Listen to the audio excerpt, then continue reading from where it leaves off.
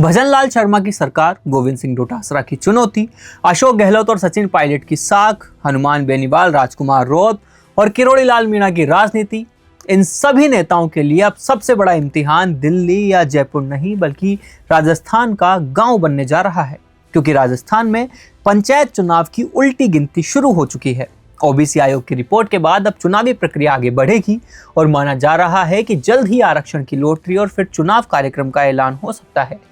लेकिन सवाल सिर्फ इतना नहीं है कि चुनाव कब होंगे, बल्कि सवाल यह है कि गांव की सरकार किसकी बनेगी। राजस्थान की राजनीति में पंचायत चुनाव हमेशा विधानसभा चुनाव का सेमीफाइनल माने जाते हैं और यहीं से नेताओं की असली पकड़ का पता चलता है और यहीं से तय होता है कि किस नेता का संगठन गांव तक मजबूत है और किसका प्रभाव सिर्फ मंचों और सोशल मीडिया तक ही सीमित है। इसलिए इस चुनाव पर सिर्फ बीजेपी और कांग्रेस की नहीं बल्कि हनुमान बेनीवाल की राष्ट्रीय लोकतांत्रिक पार्टी, भारत आदिवासी पार्टी और दूसरे क्षेत्रीय दलों की भी नजर रहेगी। करीब 1 साल से पंचायत चुनाव अटके हुए थे। सबसे बड़ी वजह थी ओबीसी आरक्षण।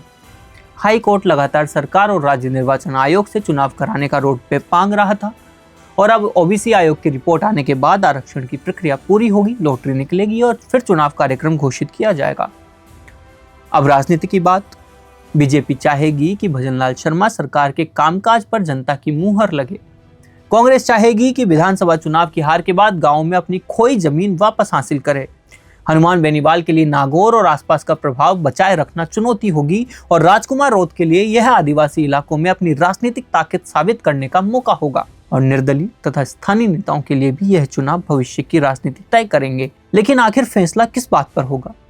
क्या गांव, सड़क, पानी, सिंचाई, स्कूल, अस्पताल और रोजगार पर वोट देगा या फिर जातीय समीकरण और राजनीतिक ध्रुवीकरण चुनाव का केंद्र बनेंगे?